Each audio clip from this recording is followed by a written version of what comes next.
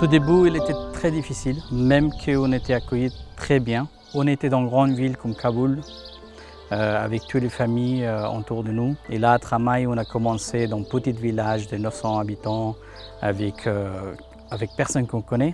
Au début, on a envie pour changer tout de suite parce qu'on n'a pas de permis. Ici, ce n'est pas de transport en commun. Après, petit à petit, on est resté 1 an, 2 ans. On a trouvé des familles comme notre famille. Ils sont sympas, les gens. Maintenant, c'est très compliqué pour changer notre vie.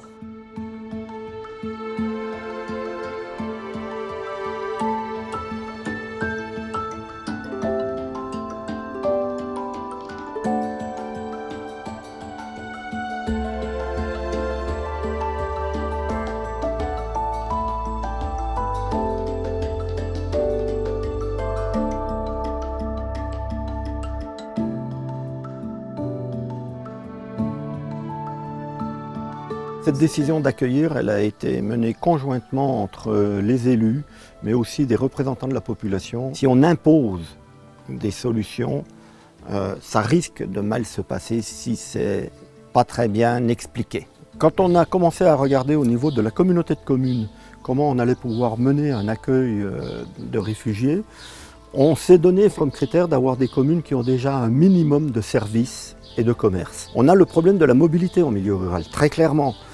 Si on est obligé de prendre sa voiture pour aller acheter la baguette de pain, en particulier quand on est réfugié, on n'a pas de voiture, on ne peut plus acheter de pain. Donc ça ne va pas, ça ne marche pas. Et puis ensuite, il fallait aussi qu'il y ait des gens, enfin une certaine population pour aider.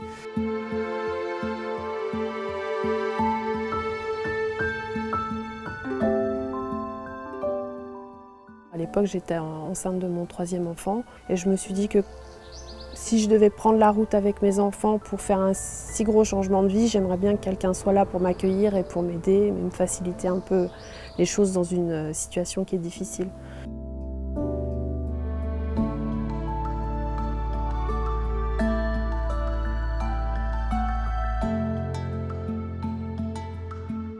Alors, ça peut être lourd au niveau administratif pour les salariés parce qu'il y a énormément de démarches autres, d'explications sur qu'est-ce que c'est que la laïcité, quel est le système de la sécurité sociale, la caisse d'allocation familiale, le principe de Pôle emploi. Donc, mais après, sur le quotidien, on a la chance d'être aidé par énormément de bénévoles et d'habitants qui s'impliquent au quotidien pour les familles et les personnes.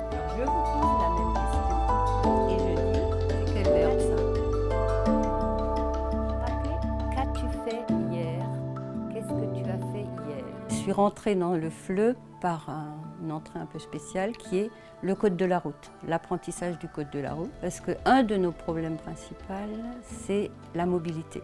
Donc quand les étrangers ou les femmes arrivent ici, elles n'ont pas le permis. Ça, c'est la 3e fois que je passe. J'aimerais bien que je passe mon code. Je réussis, je passe mon permis. Et peut-être je trouvais un petit boulot à droite à gauche de Tramaï.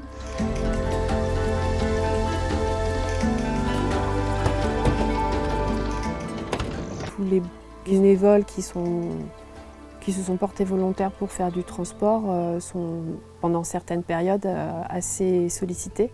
Notamment, ça implique les transports en préfecture, quand il y a des renouvellements de titres de séjour. Ça implique les rendez-vous médicaux. Il y a aussi les transports pour les Restos du Cœur, mais ça, c'est une navette spéciale qui est assurée toutes les semaines par un des bénévoles.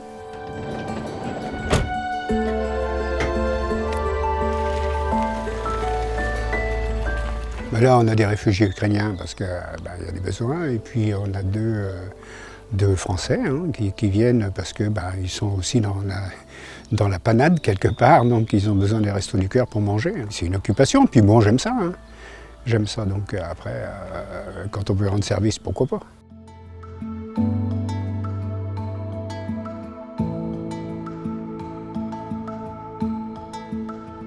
L'avantage d'une petite commune, c'est justement d'avoir cette fédération d'habitants, ce groupement, qui fait que même à partir de 18 h le vendredi, pour tout le week-end, eh bien vous aurez du service. Vous aurez encore la possibilité de contacter des gens si vous avez un problème.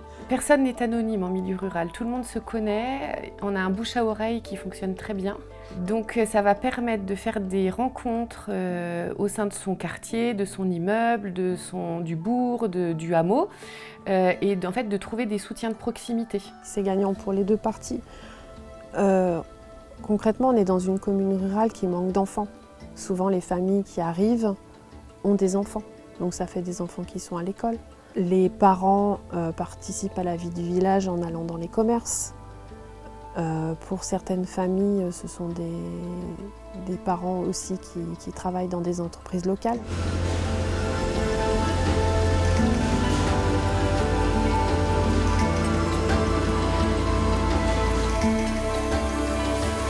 Avec mon collègue, je t'entends bien.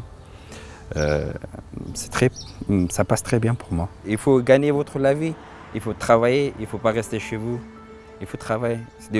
C'est dans la vie obligatoire qu'il faut travailler. Si on ne travaille pas, on reste faim, on sent l'argent. Du moment qu'on traite les gens avec humanité et qu'on leur donne leur chance de travailler et qu'ils démontrent la volonté de vouloir s'intégrer dans une société et de faire leur travail correctement, il n'y a aucun problème et aucun frein à pouvoir intégrer n'importe quelle personne. C'est un peu la politique qu'on s'est donnée depuis quelques années. Ça fonctionne plutôt très bien et aujourd'hui tout le monde s'entend très bien dans l'entreprise.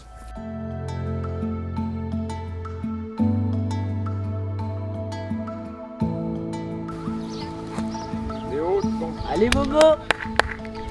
Ici, je vois que ma fille elle est grandie comme les enfants français. Mes enfants, ils sont tous les trois en ordinateur, ils sont Internet à la maison pour travailler. Ils sont tous les trois jouer au foot. De temps en temps, quand je parle avec ma famille en Afghanistan, je dis qu'il y a Milad, Mariam, Mouadis. Ils sont tous les trois jouer au foot. Et ma maman, elle est très contente. Elle a dit c'est super, c'est bien. Il m'a dit heureusement que vous n'êtes pas en Afghanistan, que Mariam, il n'est pas droit d'aller à l'école. Je dis ah oui maman, on a des chances qu'on est sorti d'Afghanistan pour venir ici. Oui. D'avoir des personnes qui d'un seul coup ont basculé d'une zone de confort à de l'instabilité nous permet de relativiser notre confort en nous disant oui tiens, ça peut nous arriver à nous aussi. Peut-être qu'on sera heureux d'avoir des gens qui vont nous tendre la main. Ce qu'on fait à Tramail, ça n'a rien d'exceptionnel. Ça ne demande pas des compétences particulières, ça ne demande pas une énergie non plus folle. Ce qu'on fait à Tramail, on pourrait le faire dans toutes les communes de France. Si chaque commune prenait quelques familles, on répartirait la tâche et quand on la répartit, la tâche elle est moins lourde à assumer.